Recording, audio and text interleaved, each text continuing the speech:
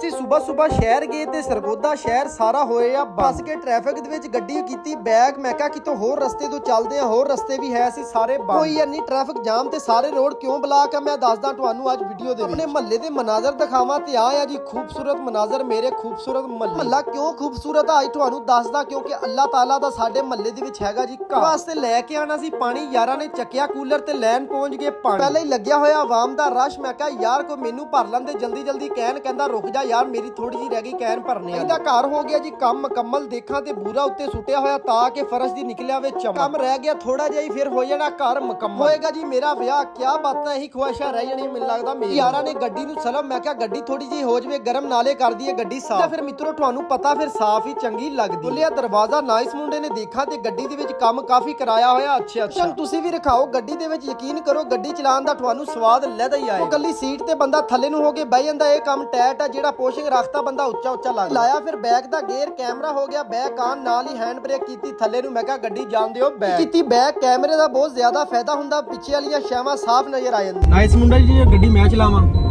ਤੇਰਾ ਮੂੰਹ ਨਹੀਂ ਹੈਗਾ।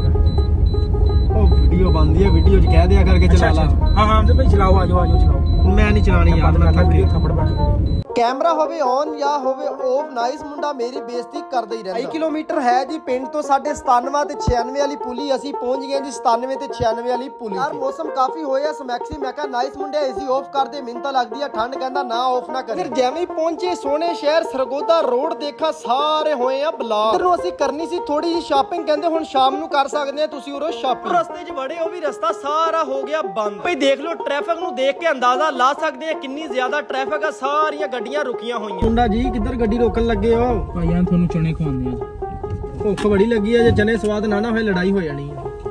ਮੁੰਡਾ ਕਹਿੰਦਾ ਮੇਰਾ ਬਾਕਸ ਦੇ ਵਿੱਚੋਂ ਮੋਬਾਈਲ ਚੱਕ। ਜਿਵੇਂ ਮੋਬਾਈਲ ਚੱਕਣ ਲੱਗਾ ਥੱਲੇ ਨਜ਼ਰ ਆ ਗਿਆ ਮੈਨੂੰ 100 ਰੁਪਿਆ। ਮੈਂ ਕਿਹਾ ਵਾਕਈ 100 ਰੁਪਿਆ ਕਿ ਨਕਲੀ ਆ? ਜਦੋਂ ਮੈਂ ਚੱਕਿਆ ਵਾਕਈ ਸਹੀ ਨਿਕਲਿਆ 100 ਰੁਪਿਆ। ਮੈਂ ਕਿਹਾ ਪਾਓ ਇਹਨੂੰ ਮੱਠੀ ਜੀ ਆਵਾਜ਼ ਦੇ ਨਾਲ ਜੇਬ। ਰਹਿੰਦੇ ਆ ਸੋਹਣੇ ਸ਼ਹਿਰ ਸਰਗੋਦਾ ਫਾਤਮਾ ਜਨਾਰ ਰੋਡ ਤੇ। ਮੀਆਂ ਜੀ ਦੇ ਚਨੇ ਨਹੀਂ ਖਾਦੇ ਤੇ ਤੁਸੀਂ ਇੰਜੋਏ ਨਹੀਂ ਕੀਤਾ। ਲੱਗਦਾ ਮਿੱਤਰੋ ਮੈਂ 5-7 ਰੋਟੀਆਂ ਖਾ ਗਿਆ। ਯਕੀਨ ਕਰੋ ਸਵਾਦ ਅੱਜ ਦਾ ਸਾਰਾ ਹੀ ਆ ਗਿਆ ਜੀ। ਨਮਾਜ਼ੇ ਜ਼ੋਹਰ ਨਾਈਸ ਮੁੰਡੇ ਨੇ ਲਾਈ। ਉਹ ਸਾਹਮਣੇ ਗੱਡੀ ਨਮਾਜ਼ ਪੜ੍ਹ ਕੇ ਜਾਂਦੇ ਪਏ। ਹੁਣ ਗੱਡੀ ਘੁੰਮਦੇ ਹੋ ਗਈ ਸ਼ਾਮ 7:07 ਹੋ ਗਏ। ਫਿਰਦੇ ਪਏ ਹਜੇ ਵੀ ਅਸੀਂ ਸ਼ਹਿਰ ਆਂਦੇ। ਯਾਰ ਹੁਣੀ ਸ਼ਾਪਿੰਗ ਕਰਦੇ ਪਹੁੰਚ ਗਏ ਜੀ ਚੈਨ ਤੇ ਵੈਨ ਜਿੱਥੇ ਕਰਨ ਲੱਗੇ ਆ ਯਾਰ ਹੁਣੀ ਸ਼ਾਪਿੰਗ। ਜਾ ਕੇ ਪਹਿਲੇ ਨੰਬਰ ਤੇ ਦੇਖਿਆ ਸ਼ੀਸ਼ੇ ਦੇ ਵਿੱਚ ਵਾਸਕਟ ਪਾ ਕੇ। ਵਾਸਕਟ ਬੜੀ ਪਿਆਰੀ ਲੱਗ ਰਹੀ ਹੈ। ਮੈਂ ਕਿਹਾ ਭਾਈ ਜੀ ਓਕੇ ਕਰੋ। ਸੀ ਭਾਈ ਜੀ ਭੁੱਖ। ਯਾਰ ਹੁਣੀ ਪਹੁੰਚ ਗਏ ਨਾਈਸ ਮੁੰਡੇ ਨੂੰ ਲੈ ਕੇ ਪੀਜ਼ਾ ਕਲੱਬ। ਬਰਗਰ ਤੇ 10 ਹਾਰਟ ਵਿੰਗਸ ਦਾ ਦੇਤਾ ਆਰਡਰ। ਉੱਥੇ ਹੀ ਨਾਈਸ ਮੁੰਡੇ ਦੇ ਮੱਖਣ ਵਰਗੇ ਫੈਨ ਨਾਈਸ ਮੁੰਡਾ ਉਹਨਾਂ ਨਾਲ ਕਰਕੇ ਆ ਰਿਹਾ ਜੀ ਮੁਲਾਕਾਤ। ਮੈਨੂੰ ਕਿਹਾ ਮੈਂ ਕਿਹਾ ਤੇਰਾ ਇੱਕ ਜ਼ਿੰਗਰ 버ਗਰ ਨਾਲ ਗੁਜ਼ਾਰਾ ਹੋ ਜਾਏਗਾ? ਕਹਿੰਦਾ ਘਬਰਾ ਨਾ, ਮੈਂ ਰਸ਼ੀਅਨ ਸਲਾਦ ਵੀ ਮੰਗਾ ਲੈਣਾ। ਅੱਗੇ ਹਾਜ਼ਰ ਖਿਦਮਤ ਹੋਏ ਜ਼ਿੰਗਰ 버ਗਰ। ਯਾਰਾਂ ਨੇ ਮੱਠੀ ਜੀ ਆਵਾਜ਼ ਦੇ ਨਾਲ ਖੋਲਿਆ। ਮੈਂ ਕਿਹਾ ਜਲਦੀ ਕਰੀਏ ਇਹਦਾ ਆਪਰੇਸ਼ਨ। 버ਗਰ ਖਾ ਕੇ ਤਾਂ ਮਿੱਤਰੋ ਫਿਰ ਸਵਾਦ ਸਾਰਾ ਹੀ ਆ ਗਿਆ। ਉਸ ਤੋਂ ਬਾਅਦ ਮੈਨੂੰ ਦਿਓ ਇਜਾਜ਼ਤ, ਆਪਣਾ ਖਿਆਲ ਰੱਖਿਓ, ਨਮਾਜ਼ ਕਾਇਮ ਕਰਿਓ, ਪਾਕਿਸਤਾਨ ਜ਼ਿੰਦਾਬਾਦ।